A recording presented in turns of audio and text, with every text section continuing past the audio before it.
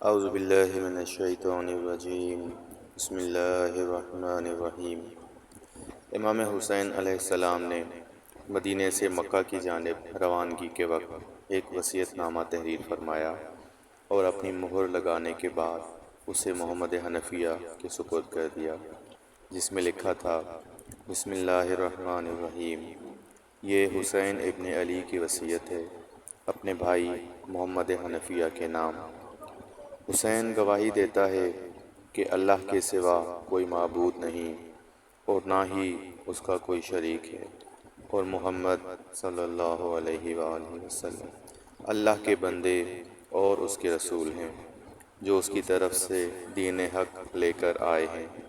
اور حسین یہ بھی گواہی دیتا ہے کہ جنت اور دوزخ حق ہیں اور روز جزا کے آنے میں کوئی شک نہیں ہے، اور اس روز یقیناً اللہ تمام اہل قبور کو زندہ کرے گا۔ اپنے اس وصیت نامے میں امام علیہ السلام نے توحید، نبوت اور قیامت کے بارے میں اپنا عقیدہ بیان کرنے کے بعد اپنے اس سفر کے مقاصد ان الفاظ میں بیان کیے: مدینے سے میرا نکلنا نہ تو خود پسندی اور تفریح کی غرض سے ہے اور نہ فساد اور ظلم و ستم میرا مقصد ہے۔ میں تو صرف اس لیے نکلا ہوں کہ اپنے نانا کی امت کی اصلاح کروں۔ میں چاہتا ہوں کہ امر بالمعروف اور نہی عن المنکر کو انجام دوں، اور یوں اس انجام دہی میں اپنے نانا اور اپنے والد گرامی کی سیرت کی پیروی کروں۔ اب اگر کوئی میری دعوت کو حق سمجھ کر قبول کرے تو اس نے اللہ کا راستہ اختیار کیا، اور اگر میری دعوت کو مسترد کر دے تو میں صبر کروں گا یہاں تک کہ اللہ میرے اور ان افراد کے درمیان فیصلہ کرے، اور اللہ ہی بہترین فیصلہ کرنے والا ہے۔ اے برادر، یہی آپ کے لیے میری وصیت ہے، اور میری توفیقات تو صرف اللہ کی جانب سے ہیں۔ اسی پر میرا بھروسہ ہے اور اسی کی جانب مجھے پلٹنا ہے۔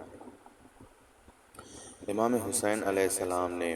ولید اور مروان کے جواب میں اپنی جد و جہد کے اولین محرک اور یزید ابن معاویہ کی مخالفت کا سبب بیان کیا، اور اب آپ مدینہ سے روانگی کے وقت اپنی وصیت میں ایک دوسرے محرک یا اس قیام کے بنیادی ترین سبب کی جانب اشارہ فرما رہے ہیں،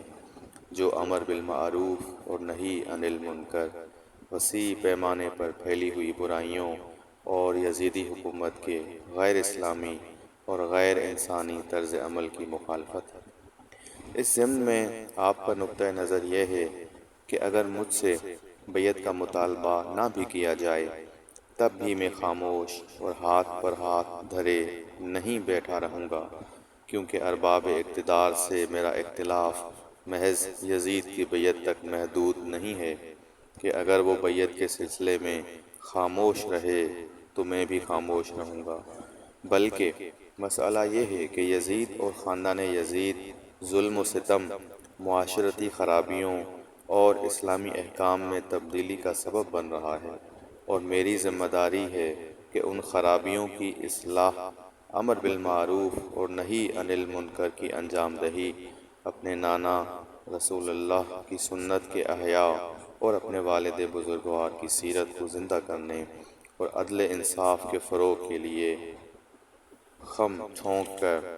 میدان میں اتروں اور بنی امیہ کا قلعہ کما کر دوں، جو ان تمام خرابیوں کی جڑ ہیں، اور دنیا جان لے کہ حسین نہ ہی جاہ و مقام اور دولت و ثروت کا طالب ہے، اور نہ ہی شر و فساد اور امور مسلمین میں رخنہ اندازی چاہتا ہے۔ یہ وہ حقیقت ہے جو قیام حسین علیہ السلام کے روز اول سے آخری دن تک اور حیات حسینی کے آخری لحظے تک جلوہ افروز رہی۔